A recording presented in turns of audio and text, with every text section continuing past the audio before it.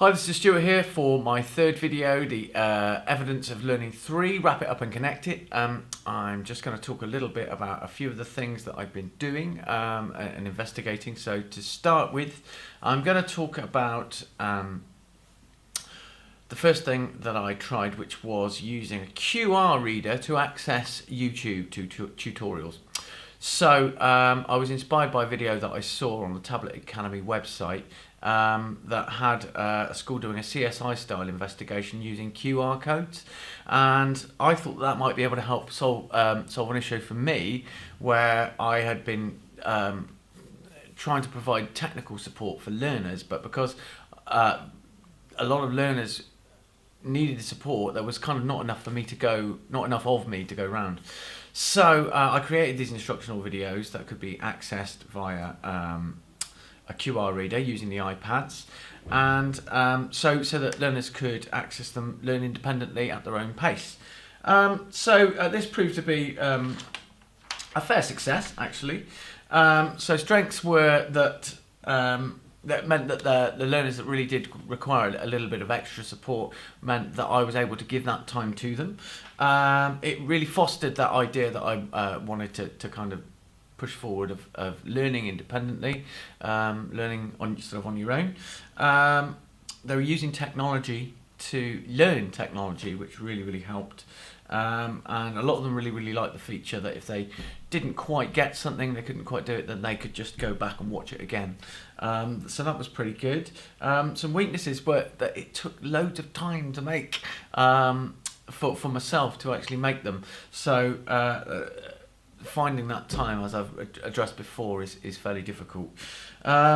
There were some issues to begin with the QR code readers. They didn't always work, and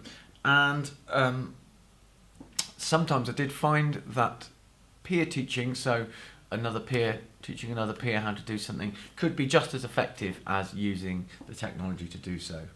So feedback I got from the learners were that they really enjoyed the playback feature. They really felt independent when they were doing when they were learning how to do it from the videos, and that there weren't enough videos instructing how to use the Premiere Pro editing application, which is fair enough. It's a work in progress and something that I'm still working on.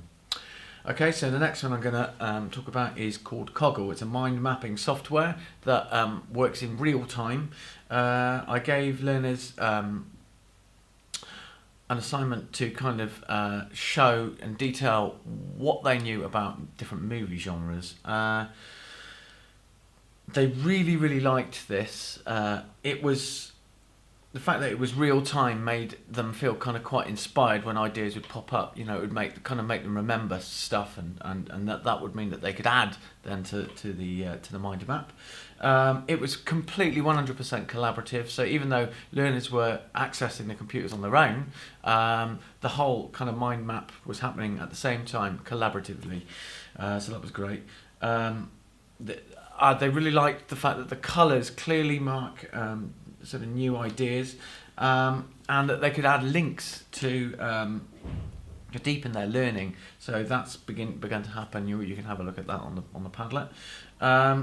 Also, the good thing about it is that you can keep adding to it whenever you want. If you get an idea, you can just log in and pop it on there.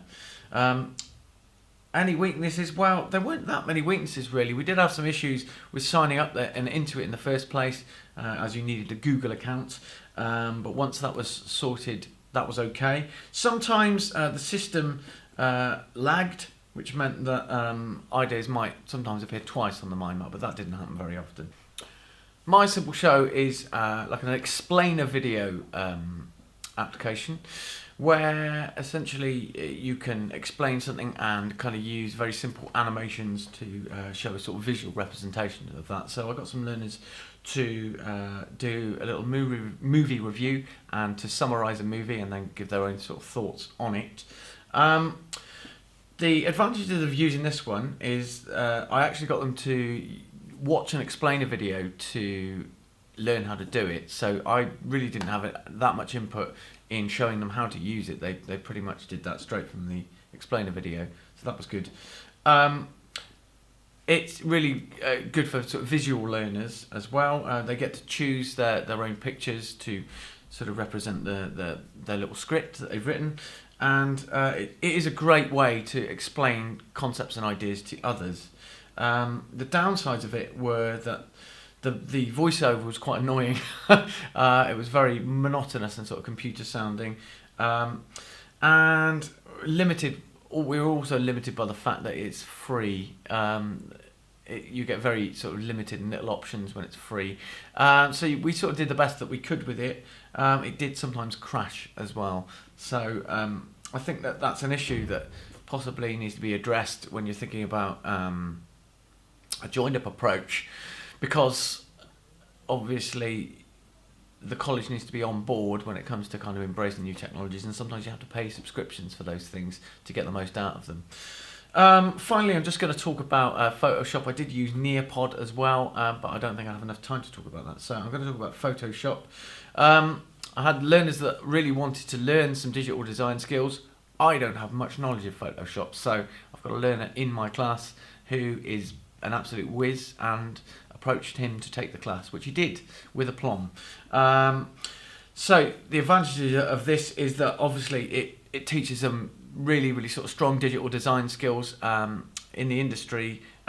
In fact, not just in the media industry, but in lots of industries, Photoshop is being used more and more. So it's a really valuable skill to have.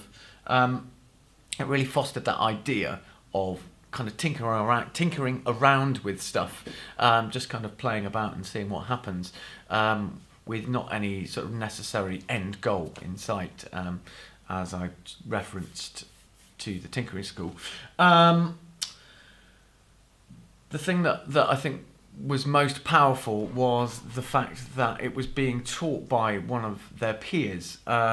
This was really great for just not having me teach them for a change, and for the learner that was teaching, it gave him a chance to kind of reinforce the knowledge that he had, because he had to explain it, and also it's a very different vibe, I think, when you've got one of your peers teaching you as opposed to one of your lecturers.